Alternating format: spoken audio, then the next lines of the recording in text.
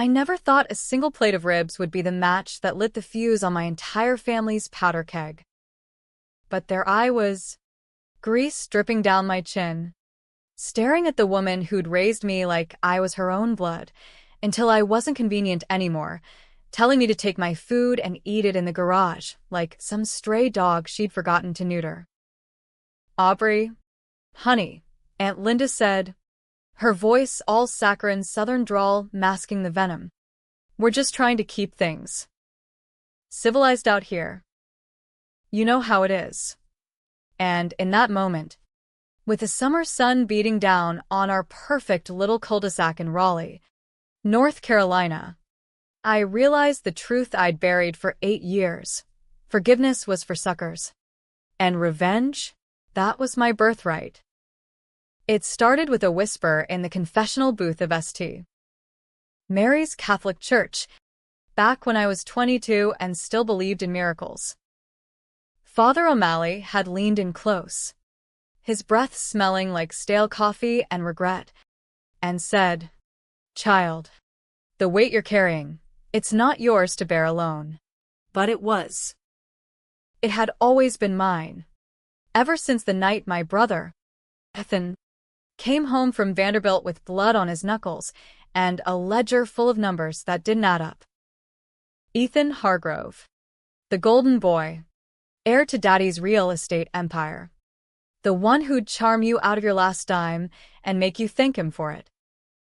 I loved him like the brother he pretended to be, adopted or not. Skin color be damned in our lily-white Southern Baptist bubble. Until he asked me to lie for him. Just once. That once turned into a felony embezzlement charge, a plea deal that shaved years off his sentence if someone else confessed to the dirty work. Me. The help's daughter. The scholarship kid who'd clawed her way into UNC Chapel Hill on brains and grit alone. I was the perfect scapegoat. No connections. No alibi that mattered. And a face that made juries lean toward troubled youth instead of corporate shark. Ethan swore it was temporary, just sign the papers. Take the fall. And he'd pull strings to get me out in 5.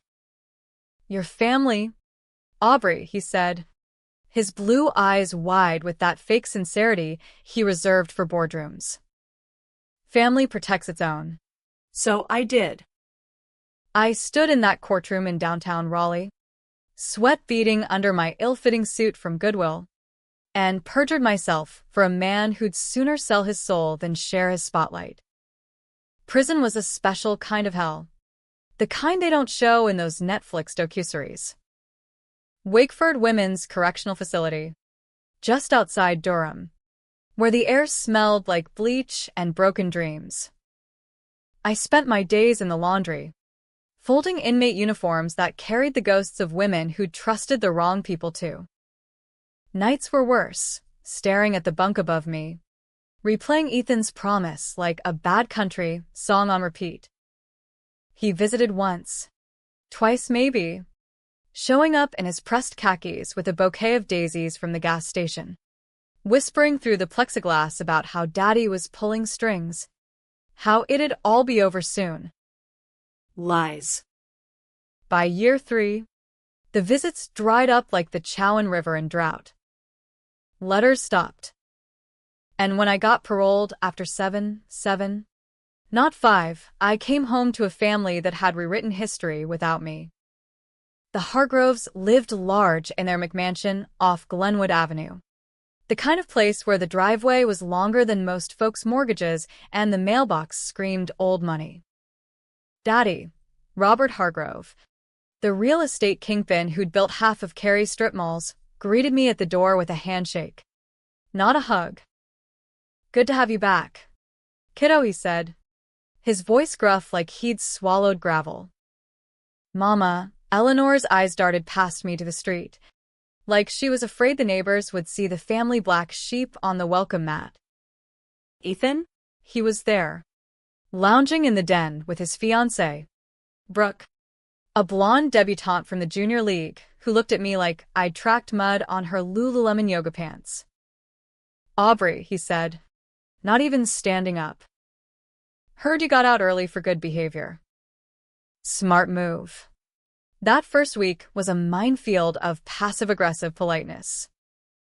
They let me crash in the guest room, pink walls and floral duvets that screamed, temporary, while I job hunted and pretended not to notice the locks they'd added to the liquor cabinet. I was 29 now, with a record that slammed doors faster than a hurricane, but I kept my head down. Applied to every admin gig in the Triangle, from paralegal spots to coffee runs at the tech startups popping up in Morrisville. Rejections piled up like unpaid bills. Ethan, meanwhile, was thriving VP at Hargrove Properties, courting investors at the Capitol Grill, posting Instagram reels of his work hard, play harder life with Brooke draped on his arm like a status symbol. The first crack showed at Sunday brunch, 2 months in.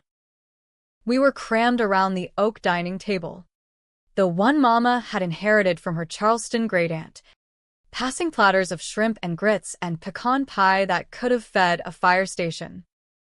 Daddy was droning on about the latest zoning battle for a luxury condo development in Nightdale when Ethan leaned back, smirking at me over his Bloody Mary.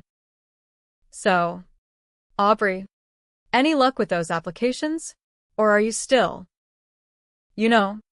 adjusting? The table went quiet. Brooke tittered, hiding her laugh behind a napkin. I felt it then, that old rage bubbling up like moonshine in a mason jar, hot, potent, ready to burn. I'm looking, I said, forcing a smile that didn't reach my eyes. Turns out, felons don't get the red carpet treatment. Mama's fork clattered against her plate. Language, Aubrey. We don't talk about that here. That, I echoed, my voice steady, but laced with steel. You mean the thing I did for Ethan? The thing that kept your precious empire from crumbling? Ethan's face hardened, that chameleon charm flipping to defensiveness in a heartbeat. Aubrey, don't start. It was a team effort. You knew the risks. Team effort. I laughed, bitter and sharp, like biting into an unripe persimmon. I did 7 years. Ethan. 7. While you golfed at Pinehurst and popped champagne for your promotion. Daddy cleared his throat, the sound like thunder rolling in from the Appalachians. Enough. What's done is done. We're family, and families move on.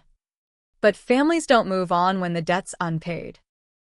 That night, alone in my room, I pulled out the shoebox I'd smuggled from prison, the one with Ethan's old emails, the forged signatures, the bank statements I'd photocopied in secret before the plea. Proof. Not just of the embezzlement, but of the deeper rot, how Ethan had siphoned funds from Daddy's biggest client, a Black-owned community center in southeast Raleigh, to cover his gambling debts in Vegas. I'd known back then, whispered it to him in the dead of night. Fix it, I'd begged. Make it right, he'd promised. But promises from Ethan were like Confederate monuments, pretty lies propped up until someone with a sledgehammer came along. I started small, testing the waters. Anonymous tips to the IRS hotline, vague enough to stir the pot without boiling over. Watched Ethan's smug grin falter at dinner when he mentioned some audit bullshit from the feds. Mama's worry lines deepened, her bridge club gossip turning to whispers about financial irregularities. Brooke started eyeing the exit, her engagement ring glinting like a warning flare. And me, I played the dutiful daughter, volunteering at the church soup kitchen, attending Daddy's Chamber of Commerce mixers with a smile that hid the storm. The real storm hit at the annual Hargrove family barbecue, that godforsaken tradition Mama insisted on every Labor Day weekend. Our backyard transformed into a slice of Americana, red, white, and blue bunting strung between the live oaks. A smoker belching hickory-scented ribs. Cooler stocked with natty light and sweet tea spiked with bourbon. Cousins from Charlotte. Uncles from Wilmington. The whole sprawling Hargrove clan descending like locusts on a cornfield. I showed up in my best sundress, thrifted from a Durham boutique. But pressed and proud, carrying a Jell-O salad because that's what family does. Right? The grill master was Uncle Ray, Daddy's brother, flipping burgers with the precision of a man who'd once brokered a deal for the Carolina Panthers tailgate lot. Laughter echoed off the fence. Kids chasing fireflies early in the golden hour light. I mingled, awkward but determined, chatting up Aunt Linda about her garden gnomes and dodging Brooke's side-eye. Ethan held court by the picnic table, regaling everyone with tales of his latest flip, a historic bungalow in Oakwood turned Airbnb goldmine. Family first, he toasted, clinking bottles. That's the Hargrove way. Then it happened. Mama sidled up, her apron dusted with flour from the cornbread, and pressed a paper plate into my hands, a lone chicken wing and a scoop of coleslaw, meager as a prison tray. Here you go. Sugar, she said, her voice low, eyes flicking to the garage. The open door yawned like a black hole, stacked with lawnmowers and holiday totes, lit only by a bare bulb. Why don't you take this inside? It's quieter out here with all the noise. And, well, you know how folks talk.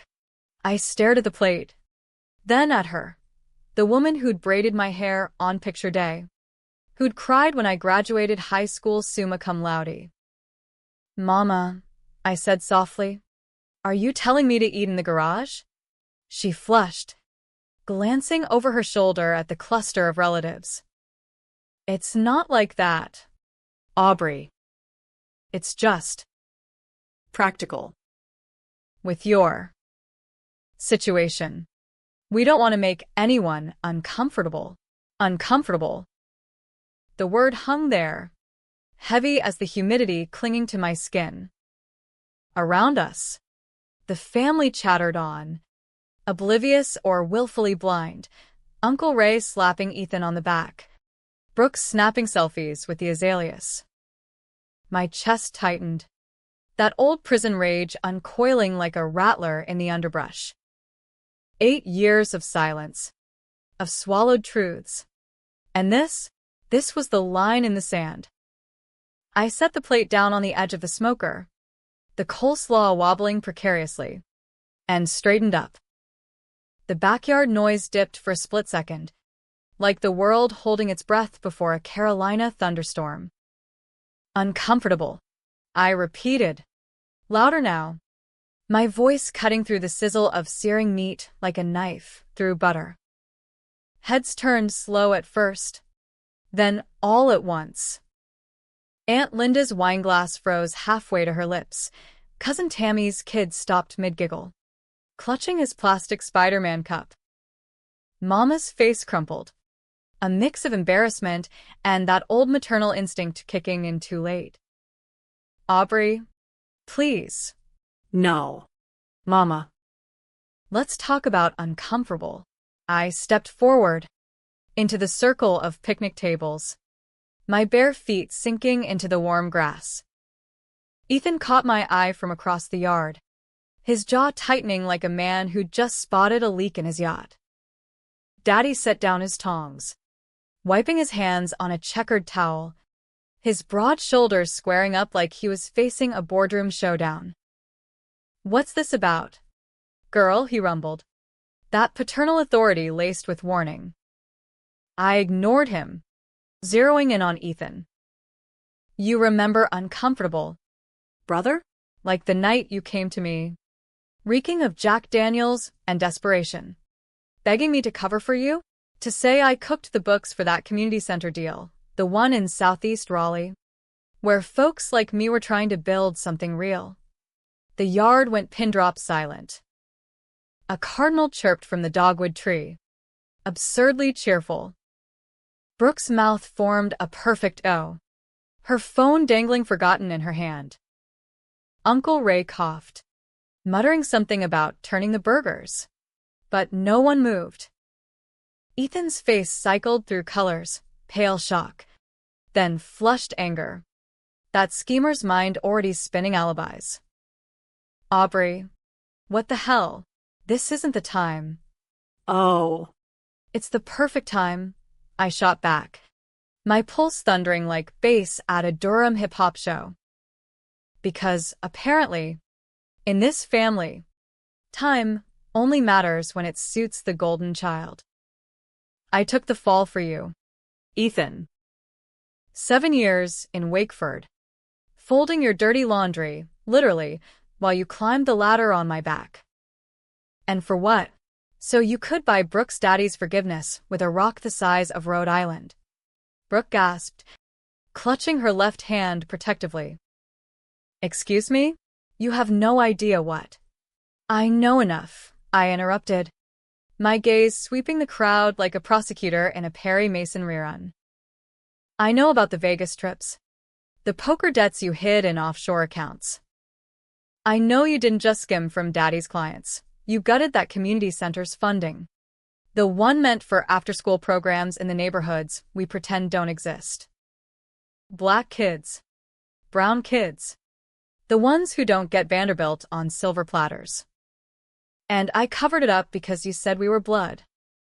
But blood doesn't make you eat in the garage. Mama whimpered, sinking onto a lawn chair, her hands twisting the hem of her apron. Aubrey, baby, that's not, we love you. We do. Love. The word tasted like ash. I laughed again, the sound raw and echoing off the fence. Love doesn't add locks to cabinets or whisper about situations when the neighbors drive by. Love doesn't let your daughter rot while your son toasts to family first. Daddy stepped forward then, his face a thundercloud, veins bulging in his neck like the tributaries of the Neuse River. That's enough, Aubrey. You made your choices. We bailed you out, lawyers. Appeals. What more do you want? Truth, I said simply, pulling the folded printouts from my sundress pocket, the ones I'd carried like a talisman all summer. I held them up, the ink stark against the white paper. Bank transfers, emails time-stamped from Ethan's laptop, the smoking gun I'd squirreled away in prison library hours. The truth about how your empire's built on lies. And how I paid the price so you could all sleep at night. Ethan lunged then, not violent but desperate, snatching for the papers. Give me those, you're ruining everything. His voice cracked, that polished facade splintering like cheap laminate under pressure. Brooke grabbed his arm, hissing, Ethan, don't. Think about the wedding. The wedding. Of course. In Ethan's world, everything circled back to the optics, the country club vows, the society page announcement. But I twisted away, holding the evidence high like Lady Liberty's torch. Ruining? You ruined me first, brother. But guess what? Turns out, I learned a few things in the joint. Like how to spot a rat. And how to call the exterminator. Cousin Tammy, bless her nosy heart, leaned in, Squinting at the top sheet. Is that Hargrove Properties letterhead? Robert. What the hell is this? Daddy's empire teetered. I could see it in his eyes, the calculations, the decades of deals flashing before him like a bad acid trip. He reached for the papers, slower this time, his voice dropping to that boardroom baritone. Aubrey, let's discuss this. Privately, but the dam had burst. Whispers rippled through the relatives like wind through tobacco fields. Embezzlement. The community center, that was supposed to be charity. Ethan did what? Aunt Linda crossed herself, muttering about Judgment Day. Uncle Ray turned off the grill with a decisive click, the smoke curling up like accusatory fingers. Ethan rounded on me, his betrayal flipping to outright venom. You ungrateful bitch. I gave you a family. Without us, you'd be nothing, some foster kid slinging burgers at Bojangles. The word hit like a sucker punch. But I didn't flinch. You gave me chains, Ethan. And now? I'm breaking them. That's when the siren started, distant at first, then wailing closer. The blue and red lights flickering through the oak leaves like a cop show's climax. I'd made the call that morning, anonymous from a burner app, tipping off the Raleigh PD about the barbecue address and imminent evidence destruction. Paranoia? Maybe. But in my world, trust was a luxury I couldn't afford. Cops spilled into the yard, 6 of them, badges glinting, hands hovering near holsters, not SWAT, but serious enough to scatter the kids under the porch. Robert Hargrove? Ethan Hargrove? We need to talk. Daddy's face went the color of uncooked dough. Ethan backed toward the house, eyes wild like a cornered possum. I stood there, heart hammering, as they cuffed him, my brother, the architect of my downfall, now the villain in his own story. Mama sobbed into her apron. Brooke bolted for her SUV, tires squealing down the driveway. The family fractured right there on the lawn, sides forming like battle lines at Gettysburg. Those who glared at me, Uncle Ray, seething about betrayal. Those who nodded quietly, Tammy, mouthing thank you, and Daddy, staring at me like he'd never seen me before. As they loaded Ethan into the cruiser, he twisted back, screaming over the din. This isn't over. Aubrey, you'll pay for this. You're dead to us. Dead to us. The words echoed my prison isolation. But this time, they felt like freedom. The fallout from that barbecue was biblical: plagues of subpoenas, locusts of lawyers descending on the Hargrove manse like it was the Nile. By dawn the next day, the story had hit the Raleigh News and Observer. Prominent developer faces embezzlement probe after family feud explodes at backyard gathering. Twitter, X, whatever the hell they call it now, lit up with threads dissecting the drama. Hargrove heist trending alongside memes of ribs and garage doors. White-collar crime or family vendetta? One viral post asked. Is the sister a hero or a homewrecker? Comments poured in, splitting hairs finer than a debutante's split ends, some crowning me the avenging angel for exposing corporate greed, others branding me the bitter ex-con stirring the pot for clout. I didn't stick around to bask. By sunrise, I'd pack my duffel, jeans, a few tees, the prison-issued Bible Mama had sent once, and hitched a ride south on I-40, thumb out like a beat poet fleeing the establishment. Destination? Savannah, Georgia, where an old prison pen pal, Lena, ran a halfway house for women rebuilding after the system chewed them up. Come on down, girl, she'd texted after the news broke. We got room. And I make a mean gumbo. No more pink guest rooms or whispered judgments, just real talk over red beans and rice. And job leads that didn't ghost you at the first whiff of a record. But revenge, turns out, is a double-edged sword, sharp on the slice. But it nicks you deep if you're not careful. 2 weeks into my Savannah exile, the letters started arriving, forwarded from a P.O. box I'd set up in Durham.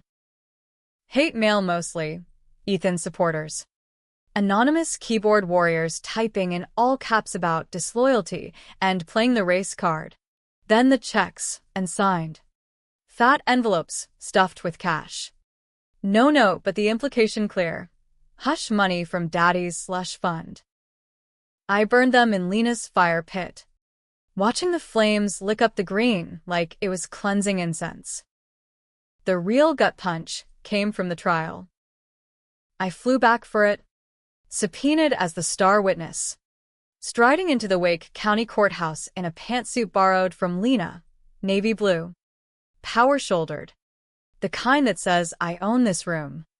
The gallery was packed. Reporters from the Charlotte Observer.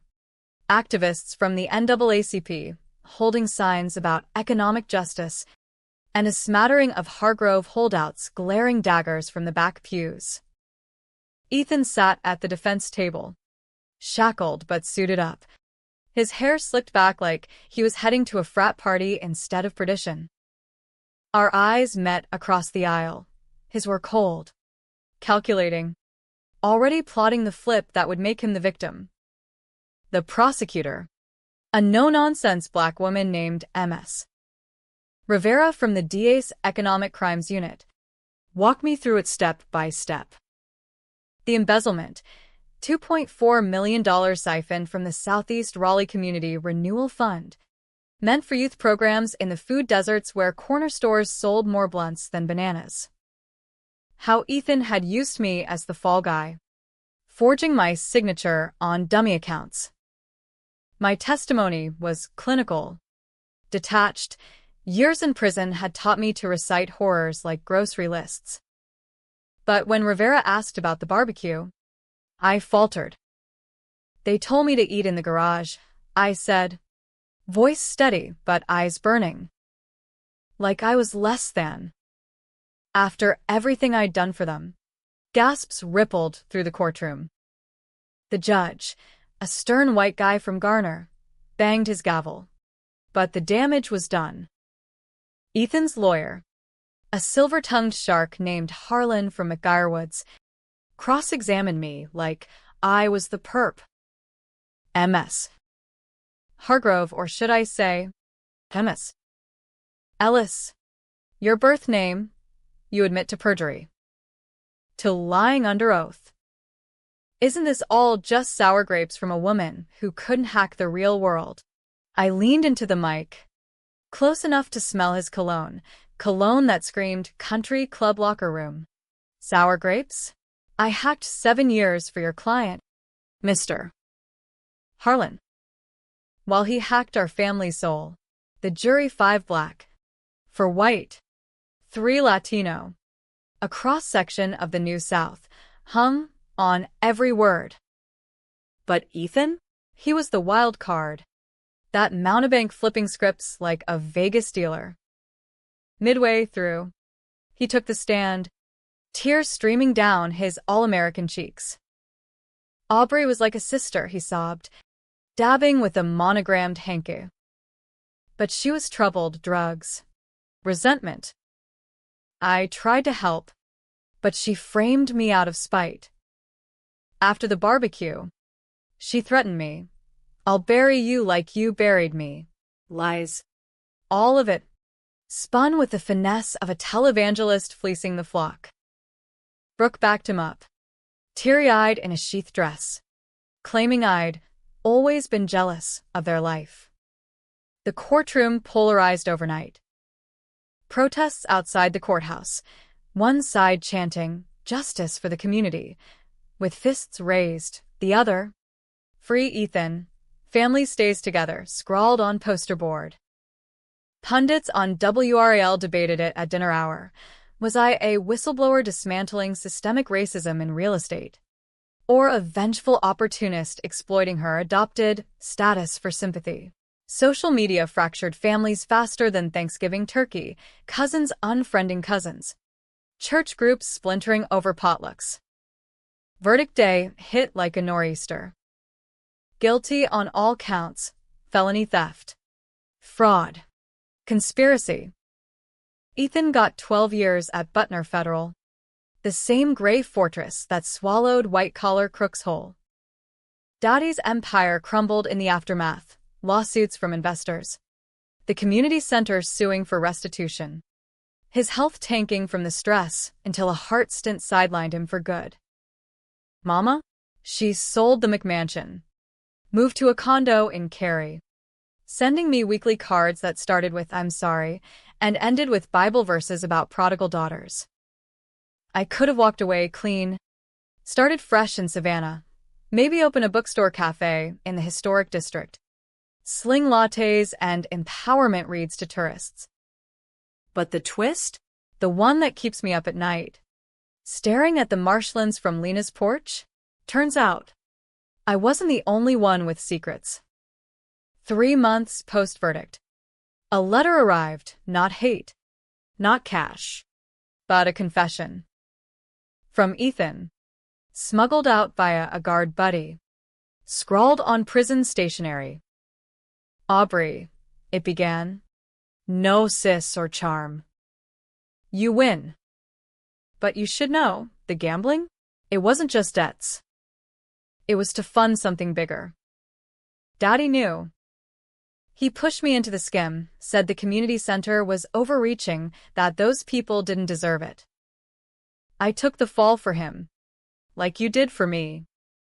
Cycle of the damned. Forgive me, or don't. But burn this. I didn't burn it. I framed it, metaphorically, tucked it in my Bible, bookmarked at Proverbs 6. A lying tongue hates those it hurts. Daddy had known. The man who'd shaken my hand instead of hugging me, who'd built his fortune on redlining echoes, had orchestrated the whole rotten symphony. Me taking the blame? Just collateral in his war on undesirables. So here I am, a year later, back in Raleigh, not as the prodigal, but as the owner of that reclaimed community center. Bought it with restitution funds and grants from allies I'd never expected. We run coding camps for kids, art classes in the old gym, a food pantry stocked with collards and hope. Mama visits sometimes, Tentative. bringing pecan sandies and apologies that taste like regret. Daddy? He passed last spring quietly, in his sleep. No deathbed drama. I went to the funeral, sat in the back, and when they lowered him into Oakwood Cemetery, I didn't cry. I whispered, checkmate. Was it revenge or redemption? Heroism or hubris? Folks still argue it over beers at the pit. Did I save the family or shatter it? Did exposing the rot heal the wound or just pick at the scab? I don't have answers. Not clean ones.